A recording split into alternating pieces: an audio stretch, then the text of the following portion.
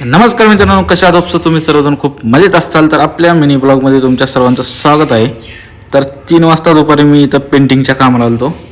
तर ही आपण कपडा बिपडा सगळे फाडून घेतले, कारण इकडं बघू शकता इकडं छताला का नाही ते होल्डरचे ते पॉईंट सोडलेले होते, पण एक्स्ट्रा पॉईंट होते, ते एक्स्ट्रा पॉईंट बुजवायचे होते. तर अशा पद्धतीने आपण तिथं POP घेतली, POP मस्तपैकी मिक्स केली आणि मग छताला भरायला सुरुवात केली. 3-4 ठिकाणी असे एक्स्ट्रा पॉईंट काढलेले होते, मग ती आपल्याला भरण्यासाठी सांगितलेलं, मग ती भरून टाकले फटाफट POP मिक्स करून. मग अजून थोडीशी इकडं हॉलमध्ये पण होती 2-3 ठिकाणी, बेडरूममध्ये वगैरे ती पण केली. आणि मग आपल्याला इकडं कलर मारायचा होता. तर बघू शकता रॉयल लस्टरचं इमोशनल आहे आणि त्यामध्ये आपण 4 लिटरचे पावर फोडून त्यामध्ये कलर बिलर सगळं पाणी बिणी मिक्स केलं. ही आपण रोलर ब्रश घेऊन आपण लगेच इकडं गॅलरीमध्ये कलर मारायला घेतला, कारण इकडं टाकी बसवायची ती पाण्याची म्हणा कशाची जर काहीतरी टाकी बसवायची, पहिलं हीच मारून घेतला कलर.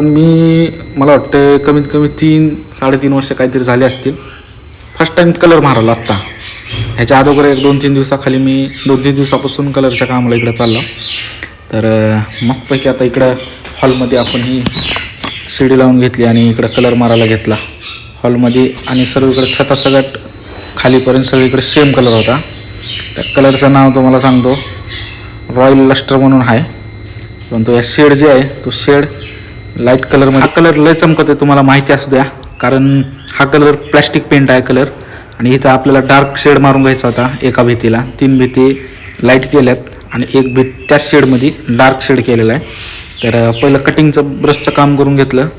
तर मित्रांनो, मला तुम्हाला एक गोष्ट बोलायची आहे, पटलं तर घ्या, नाही तर सोडून द्या. काय खूप टेन्शन घेऊ नका, तुमच्या आयुष्यात तुम्ही संपून जाल.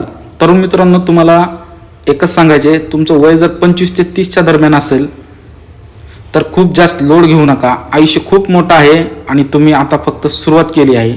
लगेच श्रीमंत होणं किंवा गाडी बंगला फ्लॅट 4-5 वर्षात मिळणं हे सहज शक्य नाही. यश मिळायला वेळ लागतो, मेहनत लागते, पण त्यासाठी स्वतःवर प्रेशर आणू नका. समाजाच्या अपेक्षाचं वजन उचलत बसू नका. प्रत्येकाचं आयुष्य हे वेगवेगळं असतं, त्यामुळे तुमची गती तुम्हाला ठरवून द्या.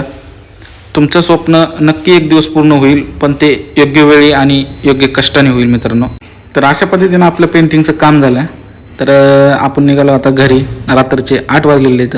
तर घरी पोचलो आपण आणि घरी बघतो तर काय म्हणाली काहीतरी घरात काम करत होती. बघू शकता तुम्ही काय काम करते. तर ह्याचं नाव आपल्याला आठवणं गेले, याला काहीतरी म्हणतात. आणि ही जी आहे ही बर्गर आहे. तर घरीच आपण सर्व बर्गर पिझ्झा वगैरे जे काय असेल बनवता येत असेल त्या सर्व गोष्टी